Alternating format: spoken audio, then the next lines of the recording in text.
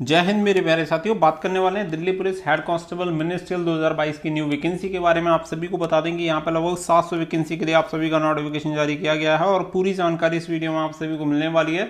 Complete आपको selection procedure के बारे में बताने वाला हूँ, साथ ही में ये बताने वाला हूँ कि कौन कौन इसके लिए अप्लाई कर सकता है, एलिजिबिलिटी क्राइटेरिया क्या होना चाहिए, कब से आपकी एज काउंट की जाएगी, पूरी चीजें आप सभी को इस वीडियो में मिलने वाली हैं। तो वीडियो को अंत तक जरूर देखें ताकि आप सभी को पूरी जानकारी मिल पाए। वीडियो पसंद आए तो वीडियो को लाइक शेयर करके चैनल को सब्सक्राइब कर लें ताकि इन फ्यूचर आने वाली हर एक अपडेट रेगुलर आप सभी को सबसे पहले मिलती रहे। तो यहाँ पे आप सभी को बता दें कि यहाँ पे देख सकते हैं 2/5/2022 को इस नोटिस को जारी किया गया था और आप सभी को बता दें कि जो वैकेंसी होंगी स्टाफ सिलेक्शन कमीशन की तरफ से निकाली जाएंगी, जो कि Delhi police head constable ministerial की ये वैकेंसी रहेंगी। जैसा कि यहाँ पे आप देख सकते हैं 2022 के लिए आप सभी को बता दें कि इससे पहली जो भर्ती थी उसे अचानक से रद्द कर दिया गया था, जो कि 554 पदों पर भर्ती निकाली गई थी।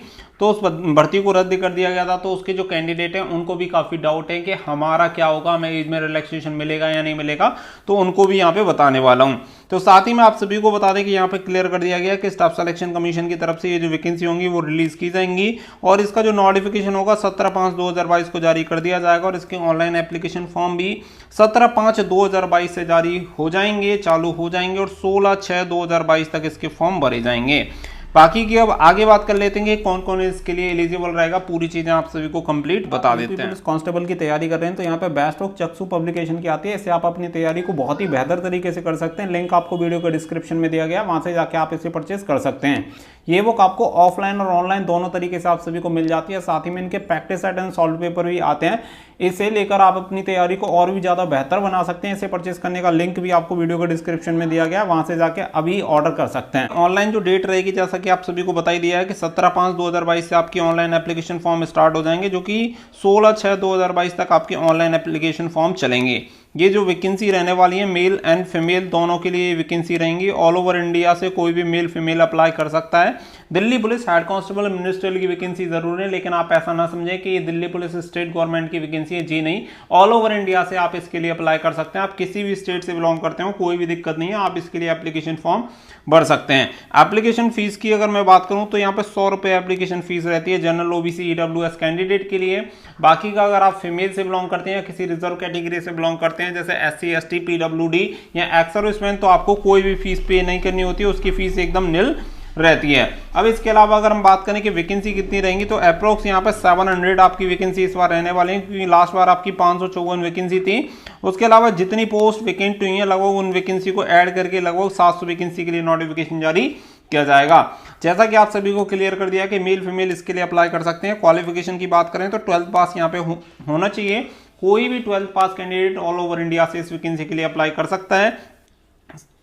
साथ ही में एक अलग से क्वालिफिकेशन मांगी जाती है, वो होती है आपका टाइपिंग। टाइपिंग की नॉलेज आपको होनी चाहिए, क्योंकि आप सभी को बता दें क्योंकि यहाँ पे टाइपिंग टेस्ट करवाया जाता है। इसके लिए कोई भी आपको सर्टिफिकेट या डॉक्यूमेंट्स की आपको जरूरत नहीं है, केवल आपको टाइपिंग जो होती है वो आपको क्वालिफाई करनी है। अगर आप टाइपिंग को क्वालिफाई कर देते हो तो बस आपका काम हो जाएगा, आपको इसकी सर्टिफिकेट की जरूरत नहीं होती। देखिए यहाँ पे बात करें एज क्राइटेरिया की तो 18 से 25 साल आपकी एज होनी चाहिए और एज जो आपकी काउंट की जाएगी 1/7/2022 को एज काउंट की जाएगी। इसकी साथ ही मैं आप सभी को बता दूं इससे लास्ट वाली जो भर्ती थी जिसके लिए कैंडिडेट ने अप्लाई कर रखा था वो ओल्ड लॉगिन ही यहाँ पे कर पाएंगे। जो पुरानी डिटेल थी उसे फिल करके वो एप्लीकेशन फॉर्म भर सकते हैं और ऐसी मुझे पूरी उम्मीद है कि उन सभी कैंडिडेट को मौका दिया जाएगा यहाँ पे फॉर्म भरने का।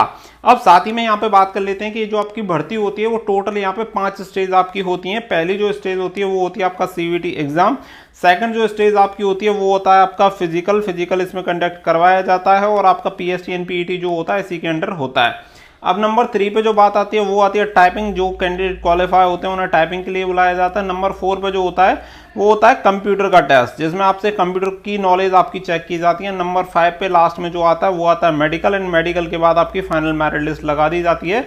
तो इसका कंप्लीट प्रोसीजर है। आप सभी को नोटिफिकेशन में हो सकता है इसके 4 स्टेज देखने के लिए मिले। सीवीटी एग्जाम हो जाएगा, फिजिकल हो जाएगा, टाइपिंग टेस्ट हो जाएगा, एंड कंप्यूटर टेस्ट हो जाएगा। मेडिकल को हो सकता है शामिल ना किया जाए, लेकिन आप सभी को पता है सीएपीएफ के रूल एंड रेगुलेशन के अकॉर्डिंग यहाँ पे आपका मेडिकल भी करवाया जाता है।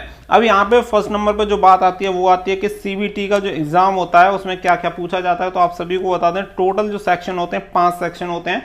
पहला जो सेक्शन होता है वो होता है जीए जनरल अवेयरनेस, जिसके 20 क्वेश्चन आपसे पूछे जाते हैं।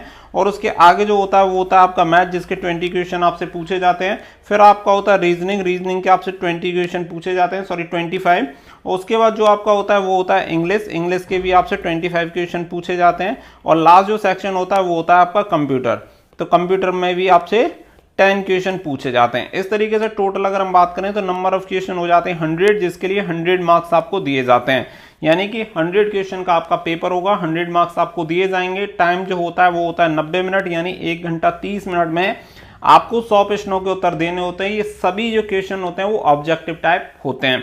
यहाँ पे कोई भी नेगेटिव मार्किंग नहीं होती, तो इस चीज को याद रखिएगा कि नेगेटिव मार्किंग यहाँ पे नहीं रखी जाती है। अब इसी के साथ जो सेकंड नंबर पे जो पॉइंट आता है वो आता है फिजिकल के लिए हाइट चेस्ट की। अगर हम बात करें कि हाइट चेस्ट क्या होता है, तो हाइट चेस्ट वगैरह यहाँ पे पीएसटी एंड पीईटी के बारे में जान लेते हैं। तो सबसे पहले मैं बात करूंगा आपके पीएसटी के बारे में, यानी फिजिकल स्टैंडर्ड टेस्ट के बारे में, कि लंबाई वगैरह कितनी चाहिए होती है।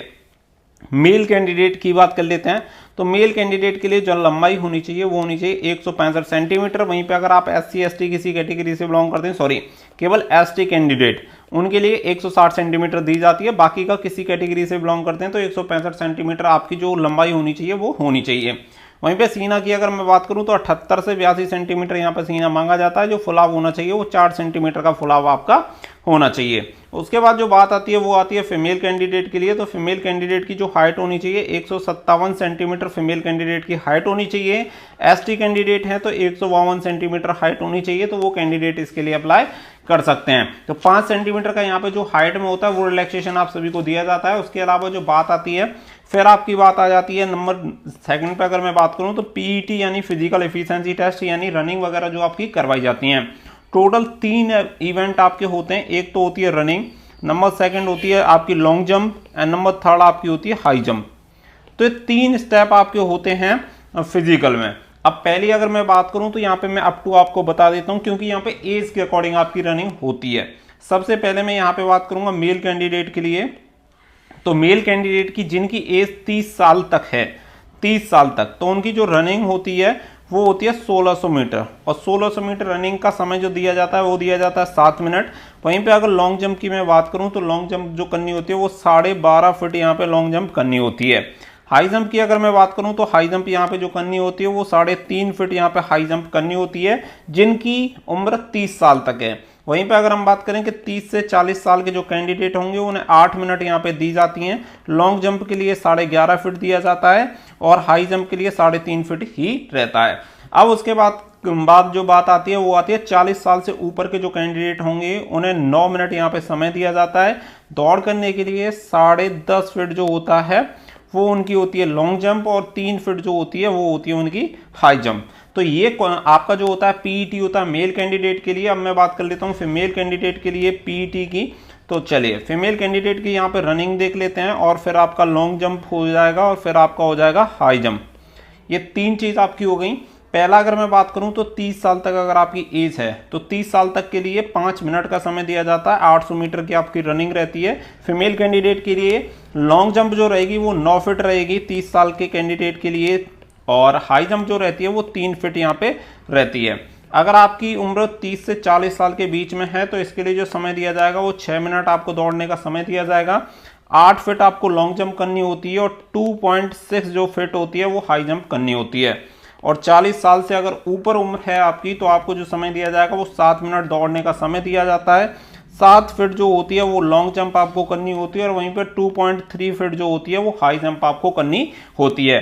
तो ये आपका कंप्लीट फिजिकल हो गया। फिर इसके बाद जो बात आती है वो आती है टाइपिंग टेस्ट की। तो आप सभी को बता दें कि टाइपिंग टेस्ट के लिए 25 मार्क्स यहाँ पे दिए जाते हैं, और जो क्वालिफाई होना चाहिए मिनिमम जो आपकी स्पीड होनी चाहिए वो हिंदी की अगर मैं बात करूं तो 25 वर्ड पर मिनट आपकी स्पीड होनी चाहिए मिनिमम। इतनी तो क्वालिफाइंग रखी गई है, इससे नीचे अगर आपकी आती है तो आपको फेल कर दिया जाता है।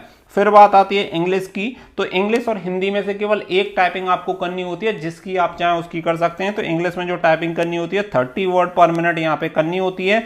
मिनिमम क्वालिफाइंग है, इससे नीचे अगर आप करोगे तो फेल हो जाओगे, इससे ऊपर जब आप करोगे तो आपको ये नंबर मिलते हैं। मैक्सिमम यहाँ पे 25 नंबर आपको टाइपिंग के लिए दिए जाते हैं। यानी कि आपको केवल इस दौड़ में ये नहीं करना है कि आपको केवल क्वालिफाई होना, आपको इसके लिए तैयारी करनी है कि आपको ये 25 नंबर भी लेके आने हैं, क्योंकि ये भी आपके फाइनल मेरिट लिस्ट में ऐड होते हैं। अब उसके बाद जो बात आती है वो आती है आपकी कंप्यूटर टेस्ट के बारे में। तो आप सभी को बता दें कि 3 चीजें होती हैं, एक आपका MS वर्ड होता है, एक आपका एक्सेल होता है और एक आपका होता है PPT यानी पावर पॉइंट। ठीक है, तो ये तीनों में से आपको लगभग 10-10 जो पॉइंट होते हैं वो दिए जाते हैं और आपको इन पे काम करवाया जाता है, और जब ये आप इन्हें क्वालिफाई कर लेते हैं तो आपको पास कर दिया जाता है, क्योंकि इसके लिए कोई भी नंबर वगैरह आपको नहीं दिए जाते हैं। उसके बाद जो सबसे लास्ट में होता है वो आपका मेडिकल होता है, जो CAPF के रूल एंड रेगुलेशन के अकॉर्डिंग होता है, और जो मेरिट आपकी बनती है वो 125 मार्क्स में से आपकी मेरिट बनती है, क्योंकि 100 का जो होता है वो आपका CBT होता है, दिए जाते हैं। जो कंप्यूटर बेस्ड एग्जाम होता है 25 मार्क्स जो होते हैं वो आपके टाइपिंग के होते हैं, तो टोटल मिला के 125 नंबर होते हैं, जिसमें से आपकी फाइनल मेरिट लिस्ट तैयार होती है।